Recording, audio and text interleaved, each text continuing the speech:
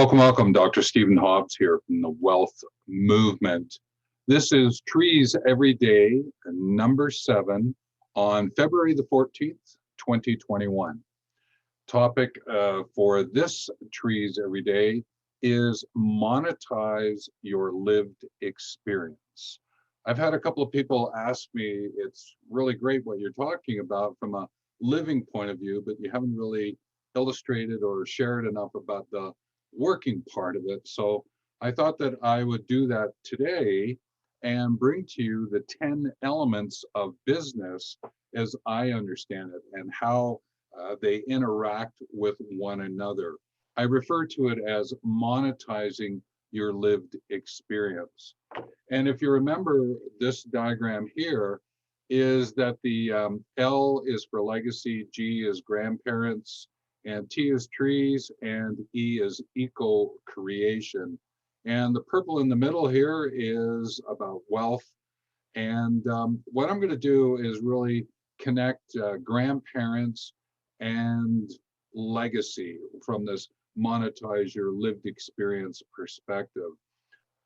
I'm sharing this for 2 reasons. One, you as a grandparent are going to be 55 plus years young and still in the workplace. And maybe these insights might be helpful from that perspective. I've spent many years consulting to organizations, entrepreneurs, people who are by themselves getting themselves started, as I have worked on mergers and acquisitions. And I continue to do some work in the infrastructure projects around the world.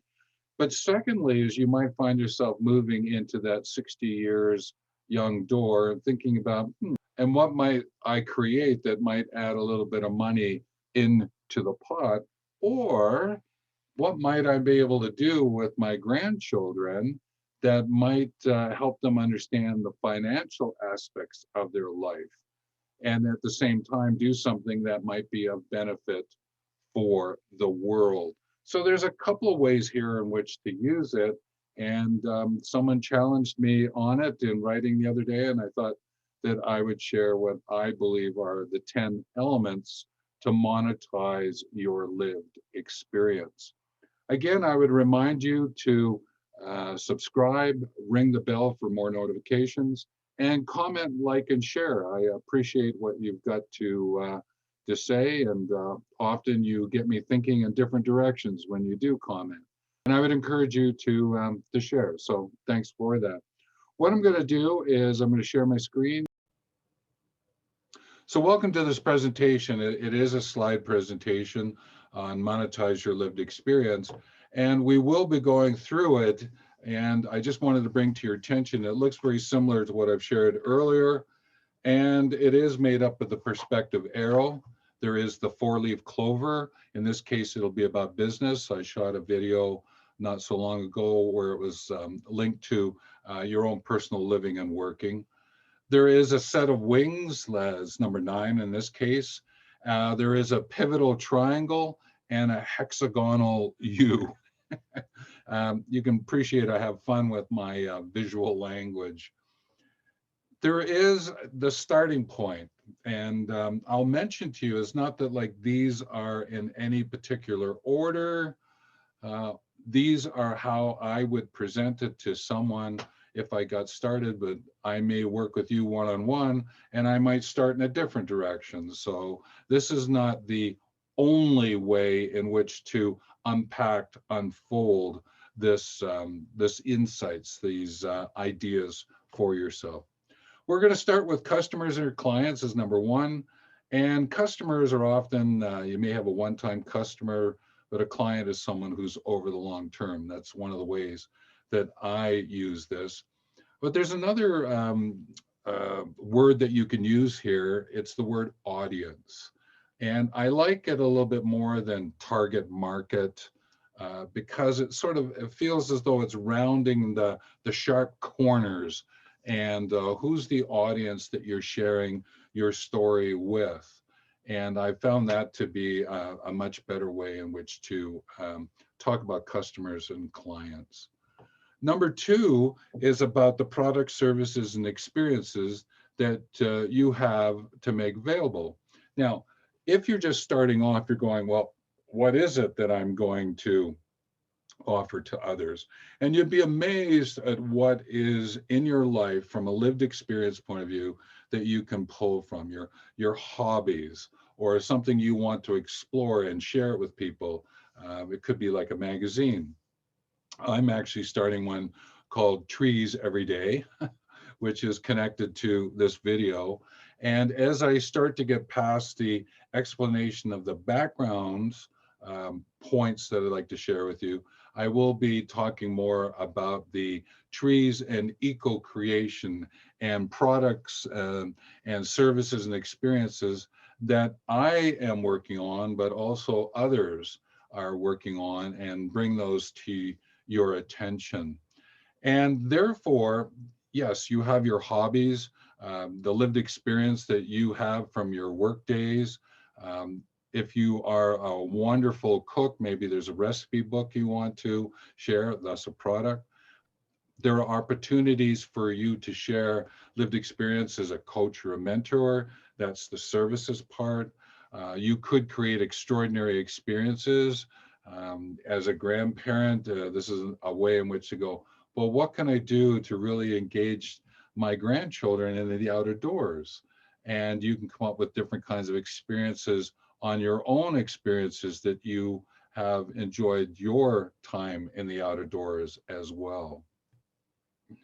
Number three is about internal and external communication. And this is the way in which you listen to insights that are coming to you, sort of from like the outside in. And internal communication is from your inside out. So it's a little bit different than the notion of marketing, which is number five that I'll be going over. This one is really about how you interact, the kind of dialogue, discussion you have with others, just even on a day-to-day basis, and how you relate to your customers or clients on a day-to-day basis. Also, if you happen to engage some people to support you, it could be a vendor contractor, as it could be an employee. So some of you might get to a business where you've got a couple of people working for you. And this is where the internal external communication, it's about what's that level of commonness? What do you want to share with people that unifies them into action? And there's things you're going to hear from the outside. Um, Often I might refer to it as news, but there's lots of noise. And what is it that you share? And I would think that you're going to share more about news than you are going to share just noise out into the world. So that's what the internal external communication is about. Number four is looking at the area of technology and platform. In running your business, there is always a technology aspect. And I say always here, so always in all ways, there is a technology component. So even using your computer to do Zoom meetings, to create messages that go on top of pictures and are sent out through digital marketing, to being able to just type up your notes and get yourselves in order, your ideas in order, to create books, even to the point of maybe you draw and using a pencil versus a colored pencil. There's different ways of looking at technology in all of its different ways of interacting with you. I create the platform concept here because often when you go to develop your business, technology is going to form a platform that you're going to stand on that gives you the ability to step forward with purpose, to fulfill your mission, to be able to get the vision up and going with other people. Number five is about marketing and branding. Marketing is where you are bringing the story through a system out into the world. Branding is slightly different. Branding for me is about how does your story touch the heart of each of your customers, and to be able to blend those two together. There's the general marketing, as I call it, to get your story out there, but it's really when you're touching someone, there's a branding aspect that distinguishes you from all the other people who are sharing their marketing messages. Number 6 is about governance and standards. And here I'm talking about insurance. I'm talking about, are there any regulations that you have to work with? So if you set up a coffee shop, there's certain health regulations you've got to follow. There might be other standards that are associated with you, is that you find yourself consulting or counseling or mentoring or coaching.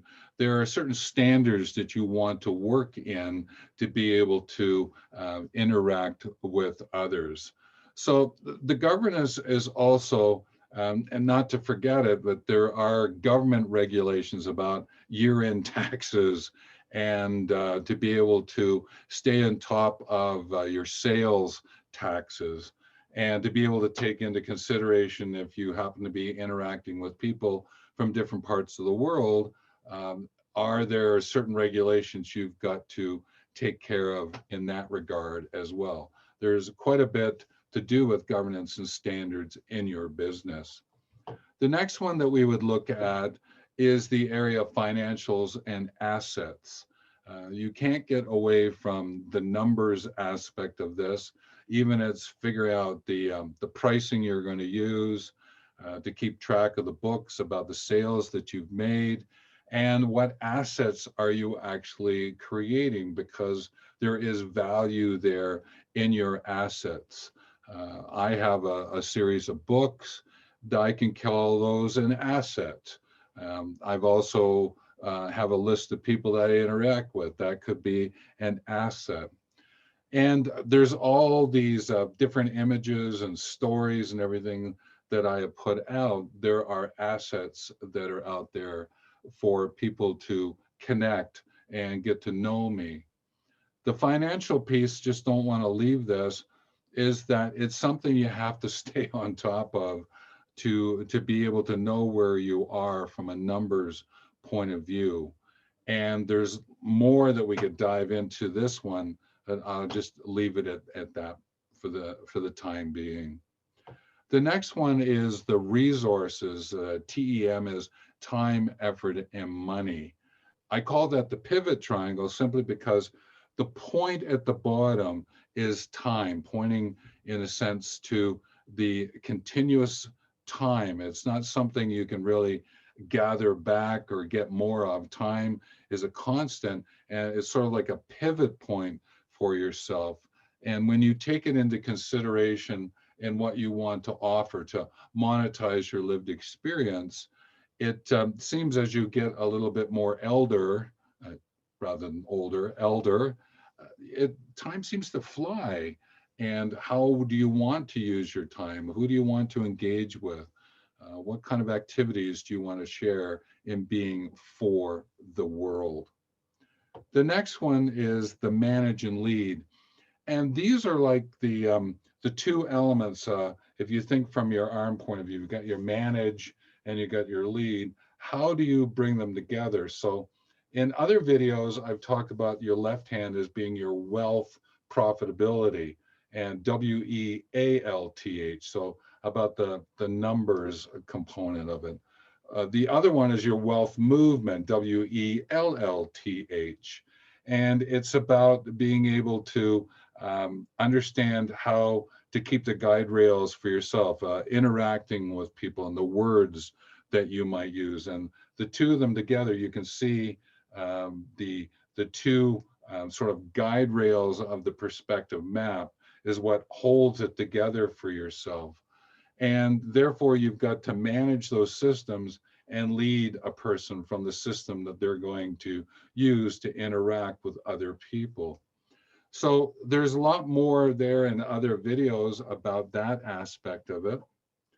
And the last one to take a look at is this notion of number 10 here is about peopleship. And this is about understanding how and why and when and where and who you're interacting with, because it really comes down to the kind of relationships that you have with your customers and clients, your vendors and contractors, your friends and family, all the people that you interact with who are going to support monetizing your lived experience. And therefore, the other aspect of this you is your own self-concept, your self-awareness, self-esteem. Um, it's about paying attention to who you are as you interact with other people, and to find that blending that is going to be favorable for you. There's no need to do something you don't enjoy doing, and therefore finding that opportunity to find that blending of you with the people or the persons that you interact with. So these 10 elements about monetizing your lived experience are the ones that I've identified as being important, and they all interact together. It's not like one works completely separate to the other. And I bring them to your attention just simply because you might still be in the workforce and maybe moving out and creating your own business. Or the second is, this might be something that you could do to help others, and even in a volunteer capacity, or maybe even to create a way in which to create a little business, raising funds and interacting with your grandchildren, or sharing with them these aspects of your working life. So there's some ways in which to put this into action. This is very much a skim over them. We could spend a lot more time in each one, and probably down the way, depending on how people interact with me on what topics, we could do that. But this one was a challenge. Someone asked me about this, and they were doing it in consideration of the 10 elements of wealth, W-E-L-L-T-H, that I shared. And they said, you always talk about wealth with an A, W-E-A-L-T-H. Is there something you can offer us? And this is the one that I would bring forward for you. And with that, remember to subscribe, ring the bell to get more notifications, comment, like, and share. I appreciate hearing from you. Maybe there's a topic that can springboard off of this one that you'd like me to explore for you, or there's something here you want to offer to help the readers understand more of what's available. So again, just comment, like, and share, and we can learn together. So that was my presentation on monetize your lived experience, the 10 elements that are available for you to think about. And again, this is from the perspective of the grandparents and legacy. And as time goes by, I'll be shifting that grandparents and legacy and incorporating trees and eco-creation, and what might we do together to be able to bring that forward. So a big shout out to the person, and you know who you are when you watch this, who challenged me to share something, and here we are, and I hope it's of value to you. So with that, take care.